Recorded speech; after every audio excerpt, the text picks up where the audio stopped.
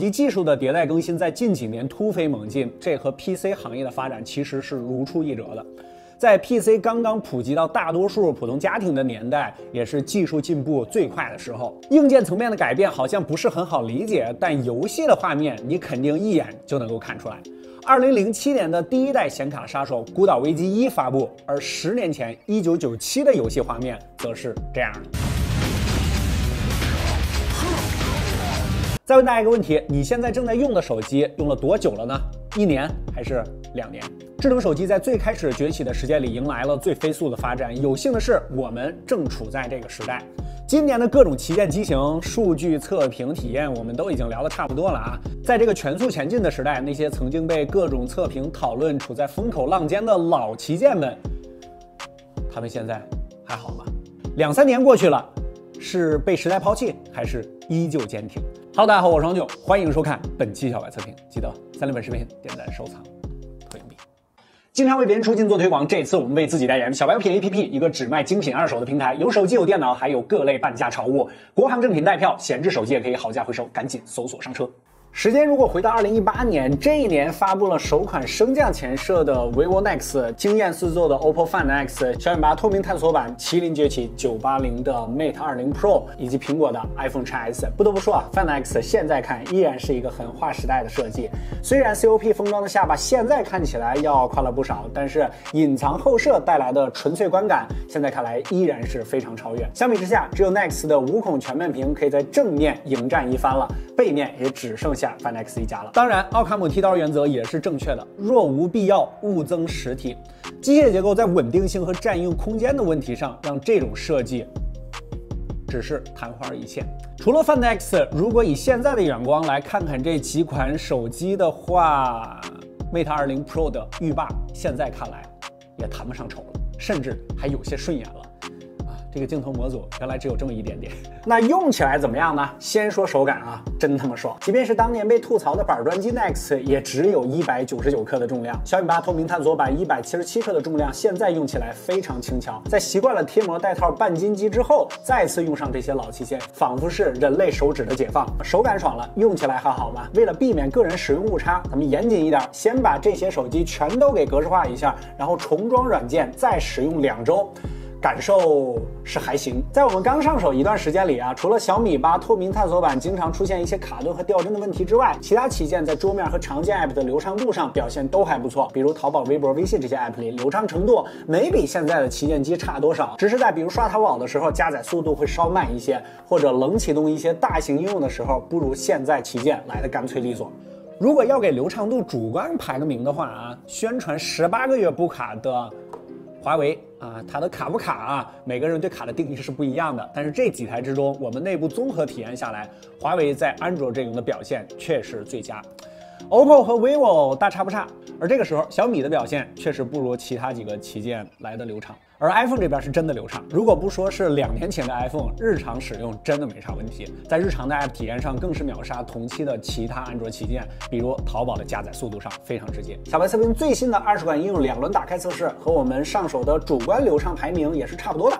2年都过去了 ，iPhone XS 110秒的成绩依然可以在目前的小白测评数据库排到10几名的位置。而安卓阵营表现最佳的是华为，也能排到数据库的中等水平。vivo 这边145秒 ，OPPO 和小米确实衰减的比较快，180多和超过200秒。3个骁龙845，一个麒麟980，一个 A12， 看看这些老旗舰的跑分怎么样？Geekbench 下最强的 iPhone XS A12 单核1000多，多核2700多，依然是力压当年安卓旗舰的存在。但是对比当下的旗舰而言，跑分水平和天玑1000 Plus 差不多，在小白测评旗舰 SOC 跑分榜中已经垫底了。本来我们想测试一下 GFX Bench 看看 GPU 方面的表现，但无奈 Mate 20 Pro 非常不给面子啊，一直提示无法连接服务器，只能作罢。算了，咱们直接干游戏吧，毕竟手机换代的理由之一就是我的手机跑不动原神了。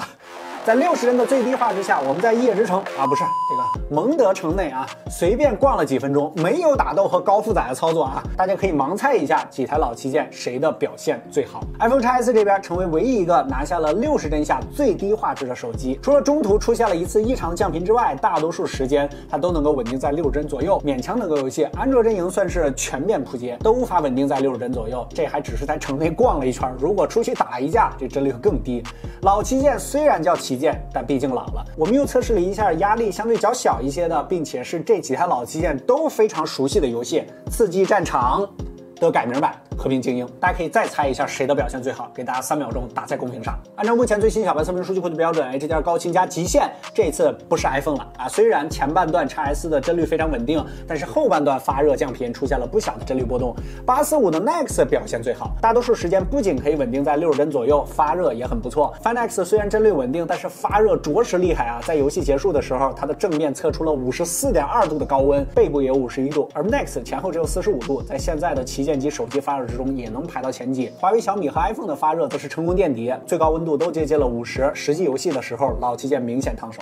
如果你翻看我们之前的视频，在当年测试华为的 Mate 20 Pro 和 Nex 当时60帧的刺激战场的时候啊，发热呢都在43度左右，而 Find X 则是46度左右，整机的发热呢都比现在要低。随着手机的老化，整个散热的元器件也老化了，性能过剩是不存在的啊。随着 SoC 的进步，软件消耗的性能也会越来越多，当然体验也会越来越好。但相机就不完全是了。作为2018年的老旗舰，相机其实还是挺能打的啊。在光线一般的雨天和室内场景下，虽然在宽容度、细节方面和现在综合最强的 iPhone 12 Pro Max 肯定是有所差距，但整体的表现上没有什么特别大的差距啊。甚至白平衡的表现有时候还要更准一些。在一些场景下，12 Pro Max 和 XS 一样，也出现了偏冷的问题。在拍摄花朵和色彩丰富的场景下，自带美化的老旗舰有时候感觉还更讨喜一点。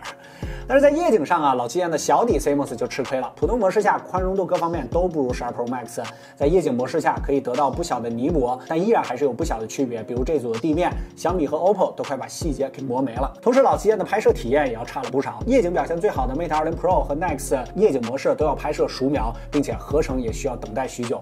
算法虽然补足了 CMOS 本身的不足，但是算法本身也是依赖于 SoC 的算力的，所以在手机这种计算影像的设备上，性能依然是永恒的话题。好吧，我知道一直使用老旗舰而不换机的用户啊，大多数不玩什么大型的游戏，对拍照呢也没有什么特别高的要求，日常也就是微博、微信、支付宝，老旗舰都能够流畅应付，也足够了。不然为什么小米6一直是钉子户呢？虽然我们测评体验的时候是抱着一点挑刺儿的心态去使用的啊，但是日常的这些情况下呢，确实没发现什么明显的问题，因为没过去太久啊，这些机器的系统呢也一直都在维护。华为的安全补丁呢打到了2020年的10月份，其他机器更是已经打到了12月份。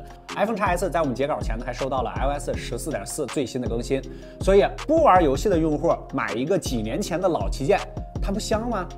毕竟除了 iPhone XS 3000左右的价格之外，其他这几台老的安卓旗舰都在1500块钱左右了。你没有听错啊，性价比相比于现在的这些千元机那是要好多了。不过冷静思考一番啊，它不香，因为在一些你看不见的地方，这个老旗舰已经不行了。比如说网速，它已经跟不上现在的手机了。我们在 5G 信号满格的地方使用 5G 的手机卡，让老旗舰们跑了一下测速，最好的 Mate 20 Pro 也只有6兆的下载速度。5G 手机跑4G 依然比老旗舰要更快，它们确实有些老了，步伐变慢了。其次就是现在的4G 真的没有以前的4G 快了，逼着你上5G。不推荐购买的原因还有售后。虽然购买这些老旗舰只需要1000出头，但是光维修屏幕的花费就要将近1000块钱。虽然它们的价格跌下来了，但是它们元器件的价格还没有下来。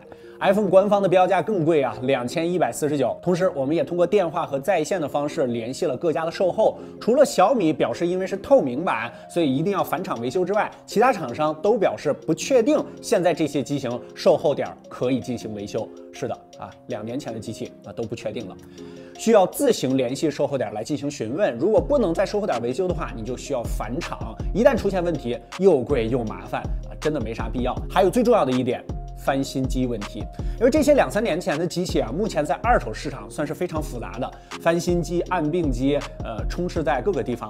买个机器费心费力，如果你不是特别了解的话啊，非常难判断。而且，比如说我买的这台 Max 啊，它已经在壳的这个旁边呢贴上了撕毁不保修，所以说你根本没法验证这台机器是不是翻新机。廉颇老矣，尚能饭否？能，甚至有些点啊，它还更香。但是我们还是建议大家买新款。2年多的旗舰和现在的旗舰相比啊，确实突飞猛进了不少。挖孔屏代替了升降结构，大理的 CMOS 装进了口袋，性能方面也将近翻了一番。本期视频呢也算是再次说明了，没有什么性能过剩论啊，性能永远都是不够的，体验永远都可以再升级，你永远都想要更快一点，再快一点，永远不满足，不满足。不正是人类进步的阶梯吗？前进的路上，偶尔回头看看曾经的过往，就到处都是时代的印记。我们正处在一个突飞猛进、最美好的时代。OK， 本期视频就到这儿。如果你觉得还不错，记得投币3连点赞。更多内容精彩，大家可以关注我们的小白测评微信公众号，我们的数据库商城都在里边。博观点，小白测评，我们下期视频再见，拜拜。